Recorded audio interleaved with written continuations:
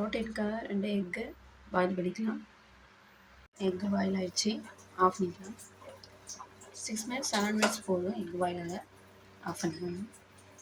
Lemon rice பண்ணிக்கலாம். Lemon rice பண்ணுறதுக்கு ஒரு பாத்திரத்தை வச்சு ஹீட் பண்ணிவிட்டு ஆயில் ஊற்றிக்கோங்க.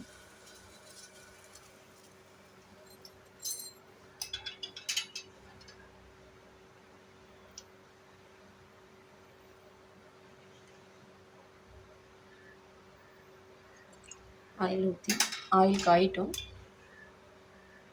ஆயில் நல்லா காஞ்சிச்சு, கடுகு போட்டுக்கலாம். அதுக்கப்புறம் ஜீரகம் போட்டுக்கலாம், கருவேப்பிலை,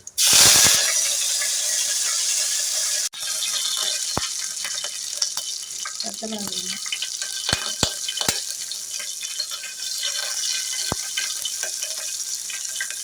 தண்ணீர், லெமன் போட்டுக்கலாம்.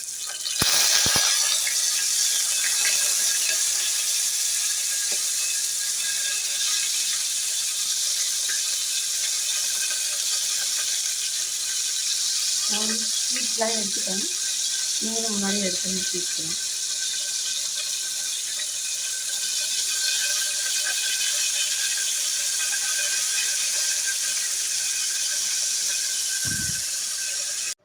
லைட்டாக தண்ணி ஆட் பண்ணிங்க, புரிஞ்சிட்டு ஆட் பண்ணிவிட்டு மஞ்சள்தூள் போட்டுக்கோங்க.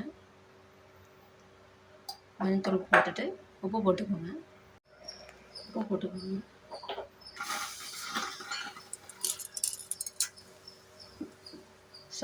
பார்த்துக்கிட்டு சாப்பாடு கிளறும் போது கூட எக்ஸ்ட்ரா உப்பு போட்டுக்கலாம். வேணும்னா கொஞ்சமாக போட்டுக்கோங்க. கிண்டி விட்டுருங்க. கிண்டி விட்டுட்டு இது நல்லா கொதிக்கட்டும். கொதித்து எண்ணெய் பிரிஞ்சு வர ஸ்டேஜில் ஆஃப் பண்ணிக்கலாம். லெமன் ரெடி ஆயிடுச்சு. லெமன் சாதத்துக்கு குழம்பு ரெடி ஆயிடுச்சு. ஆஃப் பண்ணிவிடுங்க. லெமன் ரைஸு கிளறிக்கலாம். சாப்பாடு இதில் போட்டுக்கோங்க. எவ்வளோ வேணுமோ அவ்வளோ போட்டுக்கோங்க. போட்டுட்டு இதை கிளறிக்கலாம்.